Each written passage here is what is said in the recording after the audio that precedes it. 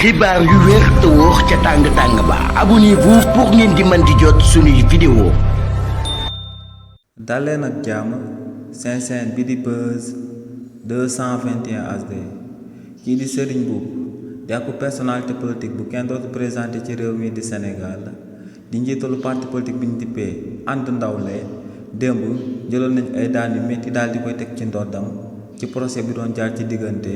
moom ak Serigne Diagne mi nga xam ne ancien directeur de publication ci journal bi di Dakaractu coow loolee moo ngi tàmbale ci atum 2022 ginnaaw ba kii di Serigne Mboup di daan amal akub émission ca biir télévision bi di Walfadjri kii di Serigne Mboup dafa yëkkati woon ay kàddu ji ñoon kii di Mbaye Diagne ci jamono jim daan nekk directeur de publication ci journal bi di Dakaractu daal di wax ko ne kookee day jël ay pot de vin ginnaaw buy jët ay nit ci seen télévision bi daal di koy jiñ corruption li ni mel nag moom moo sababoon kii di Mbaye Diagne ak waa Dakaractu toppoon kii di Serigne Mboup ci kanam yoonu réewu Sénégal waaye nag ci mbir moomee ci lu tolloog 12 procès mujj nañ ko cee daal di dàq waaye nag démb le juge bi mujjee daal di jël ndogal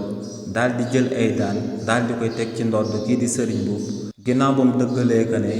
Serigne Mboup lañ koy toppee moom moo ko daal di amal te moom mooy que ne dafa daal di diffamé kii di Serigne Diagne ak waa journal bi di Dakaractu si li ni mel juge bi jëloon na 200 000 d'amende yi nga xam ne kookee di Serigne Mboup da ko waroon a daal di fay yoonu réewu Sénégal waaye tamit kii di Serigne Mboup daa war a daal di fay kii di Serigne Diagne lu tolloog 1 million pour dommages et intérêts waaye tamit war a daal di fay journal bii di Dakaractu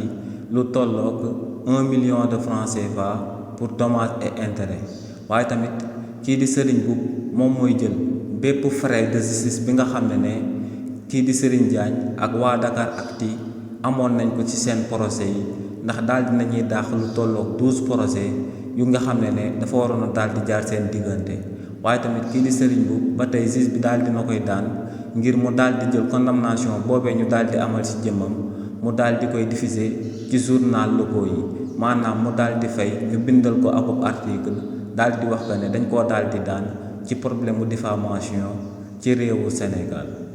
xibaar yu wér te wóor ca tàng ba abonnez-vous pour ngeen di mën di jot suñuy vidéo.